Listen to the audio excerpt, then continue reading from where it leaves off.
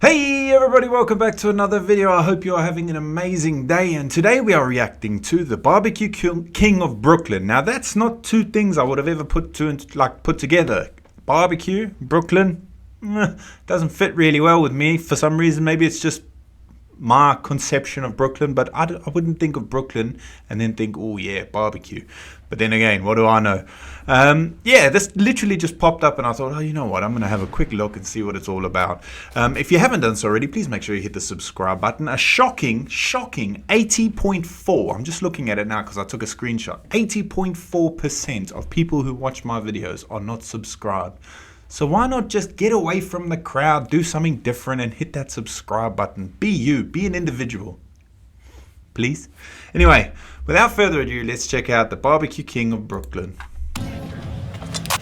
I'm not gonna lie, I was not like I'm gonna wake up at 6 o'clock in the morning type of person, but you know, when you love something, you just end up doing it. Damn me, throw that axe.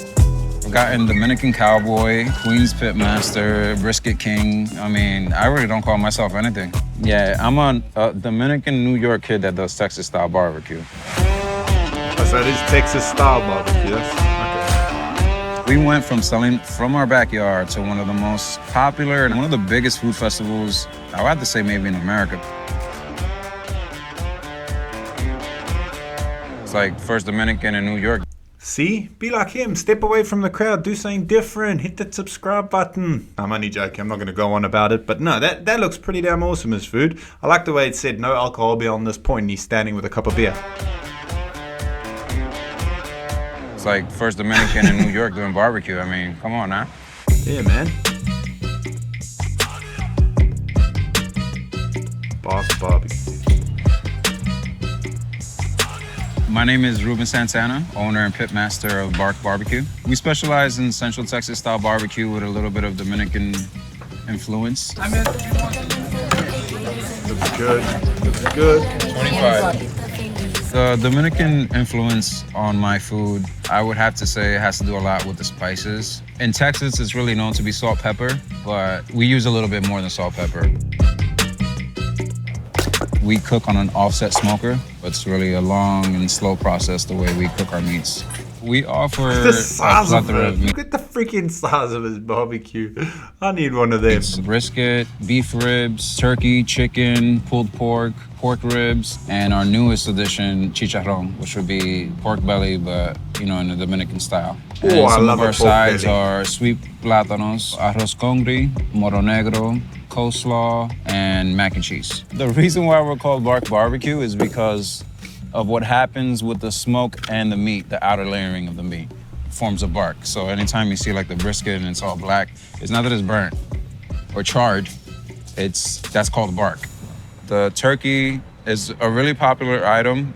I got some, I won't say hate, but I got some people grilling me and saying, oh, you've never tasted turkey if you've never had a good turkey. And I completely agree. It's not that I don't like turkey, it's just all the turkey I've ever tried has not been, it's been pretty dry and horrible. My mom would kill me if she heard me say that because she loves to cook a turkey and I just never liked it. It was like eating cardboard mixed with a bit of sandpaper and then a little seasoning of salt or whatever she put on it. I just never enjoyed it. I prefer duck, like on Christmas and that we'll have a duck. Yeah, I love a bit of duck. But yeah, that's what I say. I'm happy to try everything. I love food and I'd give everything a chance. But I feel like it's slept on too much. Too many people sleep on a turkey. I gotta change that. There you go. People are just traumatized from Thanksgiving and deli turkey and stuff like that. But in reality, when you're smoking these meats, it brings out all the flavors, really makes it juicy. I feel like more people need to be turkey people. All right, mate, I'll give it a bash. These are our boneless turkey breast. Central Texas style barbecue is really salt pepper based, but I think I'd get crucified if I gave anybody here in New York just salt pepper on their meat. Not that it'll be bland or anything, but New York is like a hotbed for so many like different flavors and cultural food and stuff like that. So it'll be a disservice if I didn't really add my little touch of Dominicanness to it. Yeah, I'm gonna use a little. Maybe he's right. Maybe I have been sleeping on turkey. I'll tell you what, guys. I'll give it a nudge. I'm going to go and buy some turkey this weekend. And I'll try and slow smoke it on the barbecue that I have. And give it a try. Maybe I won't succeed the first time, but I will get it right. I will give it a try. add my little touch of Dominicanness to it. Yeah. I'm gonna use a little bit of oregano, imported oregano from DR, the best oregano. Some cumin, a little bit of chili powder. The majority of the flavor is gonna come from the smoke, but nonetheless, I like to create layers of flavor. We bring up the temperatures to a point where it forms like an outer crust on the turkey, and you have like these nice spices when you bite into it on the outside. It's all about the bark. These are gonna smoke for about 3.5 hours. Is that like a tank of something? That is huge. That is absolutely massive. Turkeys are ready. I pull them out and I wrap them in some unsalted butter. A lot of people, when they have the turkey, or when I force them to have the turkey, I'm lying, I give them samples.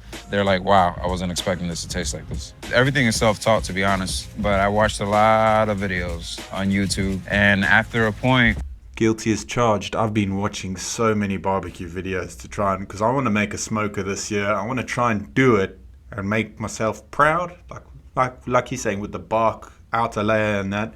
Not just grilling it, because I got told off for that as well. I know there's a difference between barbecue and grilling. I know that.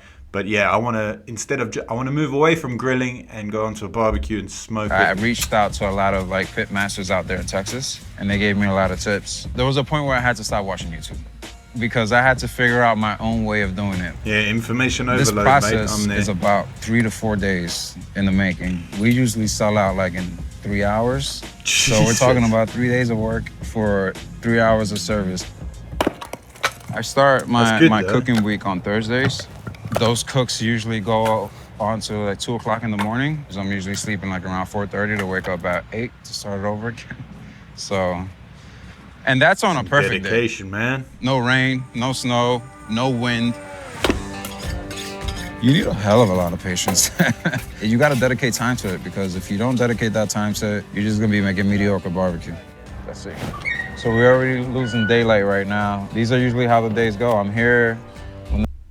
What was he spraying it with? Does So anybody we're already know? losing daylight right now. These are usually how the days go. I'm here. Obviously, you're not going to know exactly what he's spraying it with, but like what I've seen a few people spray the meat. I'd love to know what they're spraying it with. When the sun's out to when it goes down, and it's pitch black out here. Right now, we're about to load up all the Cambros and the warmers to head out to the market. Every weekend, we're currently at Smorgasburg. We service at Smorgasburg on Saturdays, at Williamsburg, and Sundays, Prospect Park. It's actually the last Sunday of the market today, so we're expecting to be pretty busy today. So we got extra proteins for today. I usually cook all the meats by myself, but my girl helps me with all our sides. I have my cousins that sometimes help us out at the market. What's going on, baby? Hey, good morning. Good morning. It's like a collective effort from everybody. So today for the sides, we got our plátano maduros, really a customer favorite. The maduros recipe is really about having a keen eye to know which maduros you're grabbing, to be honest with you. You gotta know when they're ripe enough. So if you don't know how to pick maduros or plátanos, you ain't Dominican. And then we have our Dominican torta, which would be AKA cornbread. My kids love this recipe. Their mom loves this recipe, and it was her mom that passed it down to her. And then we have our spicy coleslaw. Oh, we yeah, I use love celery coleslaw. salt, some sriracha, some black pepper, and vinegar and mayonnaise.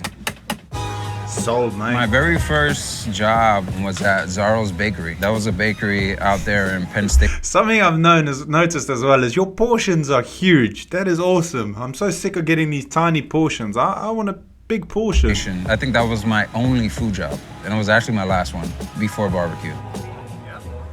I worked for a HVAC company, and I also worked in automotive. So I've always had like this history of working with my hands. When it came to barbecue, it's hard labor, but I guess I was just, used to it.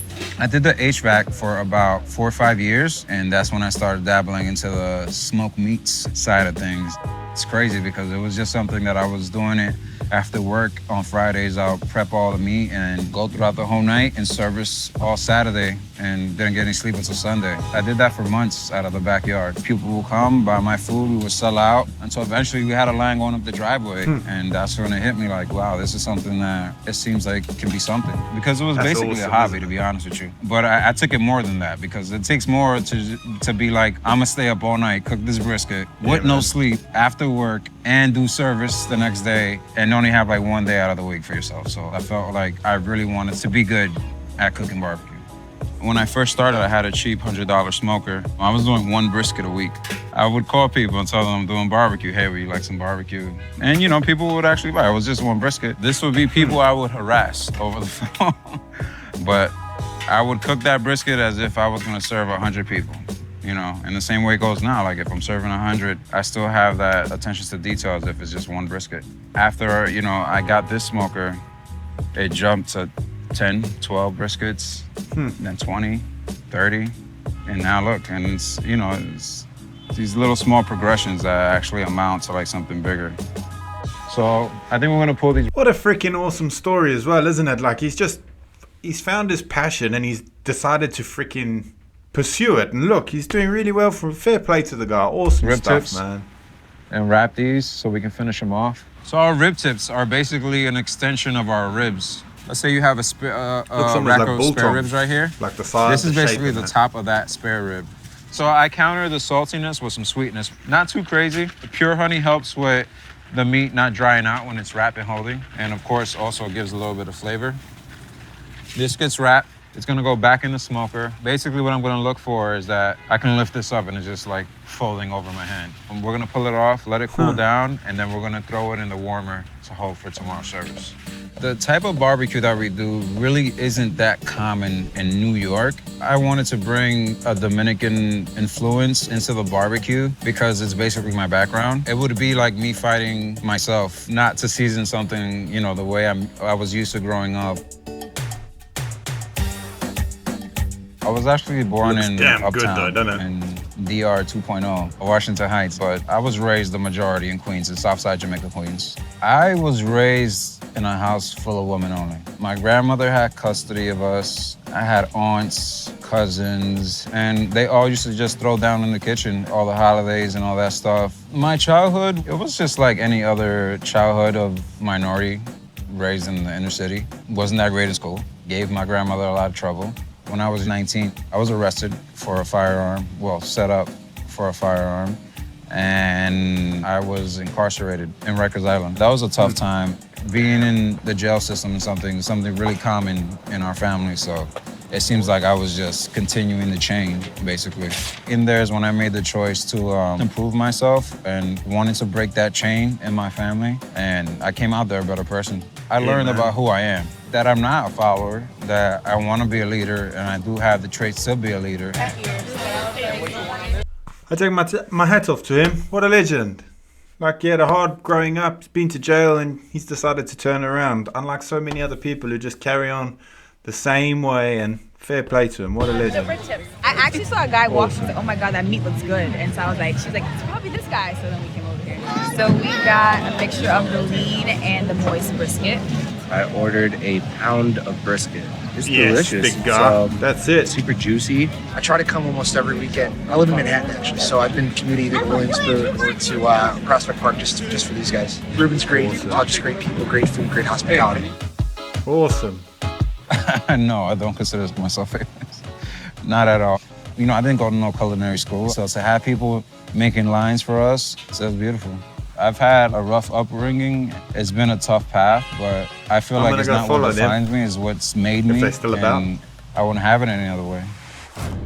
What a freaking awesome story. Not only the barbecue, but a happy story as well. Like, fair play. He found his passion, pursued his passion, and I'll tell you what, he does a cracking job at it. I'd love to taste some of that. My missus wants to go to New York, so maybe I'll tag along, and if he's still about, grab a couple of pounds of his brisket. I'd like to try those rib tips as well. They look damn good. And his coleslaw. And his cornbread. I don't know what those banana things were. Is that plantain or something? I don't know. He was saying it in a different language. It looked pretty tasty though. I'm not a fussy person when it comes to food. I will literally eat anything. I'll give anything a try at least once, and then at least I know if I like it or not. You know, I'm not one of those people who see something and be like, ew, no, but I'm going to give it a try. Anyway, guys, this video is probably going to be demonetized because it had some music in it. So if you're feeling generous, I do have a Buy Me a Coffee page down in the description. But if you're not, don't worry about it. Don't stress. Anyway, have a great day. Thanks so much for watching. Don't forget to subscribe. Be a leader like this guy. Subscribe. Anyway, I'm going to try and lean forward now. It really hurts. I'll see you in the next video. Peace.